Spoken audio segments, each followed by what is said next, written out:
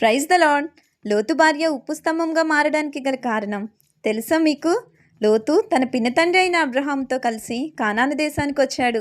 అక్కడ వారి ఆస్తి పశు సంపద బాగా పెరగడం వలన, వాళ్ళ పశువుల కాపరికి గొడవ రావడం వలన మనం విడిపోదాము అని అబ్రహాము చెప్పాడు. నీకు నచ్చిన ప్రాంతం కోరుకో అని అన్నాడు. అప్పుడు లోతు యోర్దాను నది ప్రాంతం పచ్చగా ఉండడం చూసి ఆ ప్రాంతాన్ని ఎన్నుకున్నాడు. అయితే సొదొమ పట్టణం దగ్గర గుడారం వేసుకున్నాడు. తర్వాత తన జీవితంలో రాజీ పడిపోయి సొదొమ పట్టణంలోనే కాపురమున్నాడు.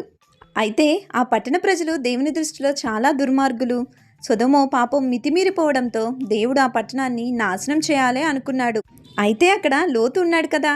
అప్పుడు అబ్రహాము ప్రార్థన బట్టి లోతును రక్షించడానికి దేవుడు 2 దేవదూతలను పంపాడు. అయితే ఆ దేవదూతలు లోతును, అతని భార్యను, 2 కుమార్తెలను పట్టణం బయటికి తీసుకుని వచ్చారు. ఆ దేవదూతలు, మీ ప్రాణాలను కాపాడుకోవాలంటే పారిపోండి, వెనక్కి తిరిగి చూడవద్దు అని హెచ్చరించారు కూడా. దేవుడు ఆ పట్టణం మీద అగ్నిగంధకాలను కురిపించాడు. లోతు భార్య ఆ హెచ్చరికలను జారీ చేయక వెనక్కి తిరిగి చూసింది. వెంటనే ఉప్పు స్తంభంగా మారిపోయింది. లోతు నీతిమంతుడే, కానీ సుఖవంతమైన జీవితం కోసం సారవంతమైన భూమిలో ఉండాలని మొదట రాజీ పడ్డాడు. తర్వాత సొదొమ గొమొర్రాలో కాపురమున్నాడు. దానిని బట్టి తన కుటుంబాన్ని ఎంతో నష్టపరుచుకున్నాడు లోతు.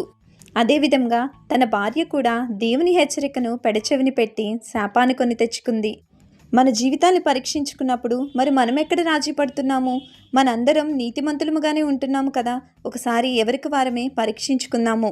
మరలా మనము మరొక తెలుసా మీకులో కలుసుకుందాము. Praise the lord.